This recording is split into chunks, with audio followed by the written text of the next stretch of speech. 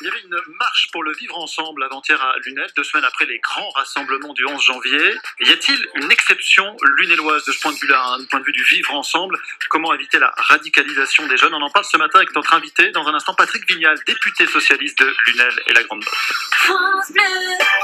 De 8h-10, c'est à vos côtés, Claire Moutarde. C'est le député socialiste de Lunel et la Grande Motte. Patrick Vignal, bonjour. Bonjour. 6 jeunes lunellois morts en Syrie, 7 partis là-bas faire le djihad. Le maire ce matin nous explique que finalement c'est quasiment la faute à pas de chance. Un peu limite comme explication. Qu'est-ce qui se passe à Lunel pour de vrai? 6 morts, 7 jeunes qui sont partis. Il y a un terreau de malsains et de gens malfaisants. Et nous allons cogner fort. Nous allons taper fort pour arrêter ces départs. Mais c'est vrai qu'il faut se poser la bonne question. En France, il y a 1200 jeunes qui sont partis. Les gens malfaisants, on sait que la mosquée de Lunel est plus que surveillée, alors même que ces jeunes ne sont pas censés passer par les mosquées. Je vais vous dire, le problème, il n'est pas religieux. On a un vrai problème en France de vivre ensemble. Donc, on ne peut pas toujours être sur la stigmatisation d'une religion. Moi, ce qui m'intéresse, en faisant de la politique, le fait politique, c'est de trouver des solutions. Donc, ce n'est pas un problème de religion, c'est un problème de revendication de certains adultes qui envoient nos gamins, qui deviennent des marchands de mort et de la chair à canon. Nous le réglerons, ça. Mais derrière, qu'est-ce qu'on peut construire? Justement, est-ce que vous avez été convaincu parce que proposait Manuel Valls ou Najat Vallaud-Belkacem, peut-être réduire des libertés, plus d'efforts sur la laïcité à l'école, peut-être être plus ferme sur l'application de la laïcité à l'école. Ça fait 30 ans qu'on a trop de laxisme. Et trop de laxisme, ça permet pas de pouvoir faire sa religion tranquillement. La laïcité, c'est la liberté des religions, qu'on y croit ou pas. Notre problème à nous, c'est qu'on n'a pas assez de personnes qui aillent l'expliquer. Quant aux lois, je suis parlementaire et depuis 2 ans, je me rends compte qu'on se passe notre temps à voter des lois, souvent dans l'émotion. Nous avons trop de lois. Appliquons intelligemment la loi antiterroriste. Nous avons mis les moyens. Il ne faut être très fort sur ça. Par contre, je voudrais dire à vos auditeurs que passagèrement, les réseaux sociaux sont une grande partie qui embrigade nos jeunes. Regardez en ce moment la théorie du complot. C'est dramatique. Donc, on va réduire nos libertés. Oui, il faut les réduire. Alors ça, c'est un moyen d'aller jusqu'au djihad pour eux, en tout cas d'avoir une information sur la religion telle qu'ils l'imaginent. Mais est-ce qu'il n'y a pas un problème tout simplement de déshérence, d'un manque d'avenir économique pour les jeunes? Il y a tout simplement un problème de mésestime de soi. On sait très bien qu'il y a une France à 2 vitesses, comme il y a Lunel à 2 vitesses.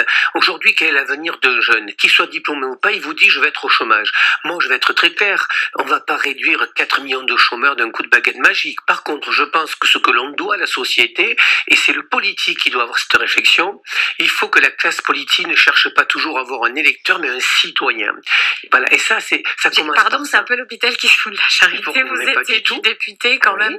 Bon, oui. Alors vous allez faire différemment. Mais je veux essayer de faire différemment. C'est-à-dire qu'aujourd'hui, la classe politique doit penser différemment le rapport aux citoyens, le monde associatif aussi, quel est le projet des associations lunelloises et la famille. Aujourd'hui, la République doit remplacer quand les familles sont décomposées. Mais quand vous dites ça, vous passez pour un utopique ou un humanisme.